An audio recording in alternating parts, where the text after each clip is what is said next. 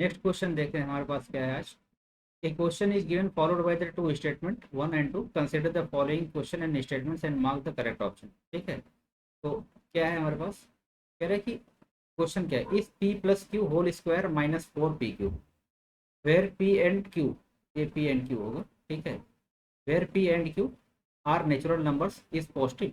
अब स्टेटमेंट 1 दिया हुआ है p is less than q, statement 2 दिया हुआ है p is greater than q। ठीक है, तो पहले हम क्वेश्चन देखेंगे। क्वेश्चन क्या कह रहा है कि p plus Q whole square minus 4pq पूछ रहा है ए पॉजिटिव है कि नहीं। ठीक है, तो अब हम जो है इसको थोड़ा एक्सपेंड करेंगे। ए प्लस बी का होल स्क्वायर क्या होता है, A square plus B square plus 2ab। तो पी प्लस क्यू का होल स्क्वायर क्या होगा, P square plus Q square. ठीक है, प्लस 2pq माइनस क्या है, माइनस 4pq है।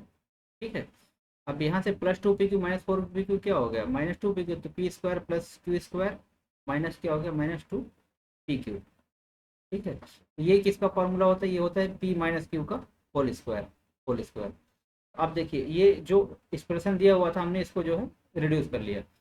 अब स्टेटमेंट 1 देखते हैं, S1 पूछा क्या ये पॉजिटिव है। तो ये पॉजिटिव का किसी भी चीज़ का होल स्क्वायर क्या होता है, पॉजिटिव होता है। अगर -2 का मैं स्क्वायर करूँ तभी क्या होगा, ये +4 होगा।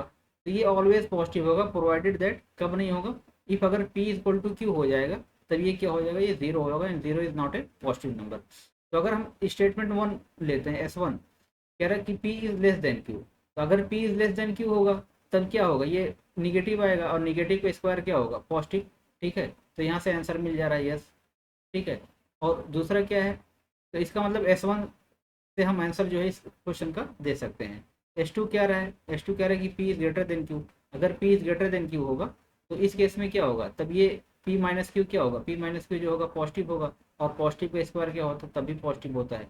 इसका मतलब ये हुआ कि इस क्वेश्चन का जो आंसर है या तो स्टेटमेंट 1 या तो स्टेटमेंट 2, दोनों को हम एलॉन यूज करके दे सकते हैं।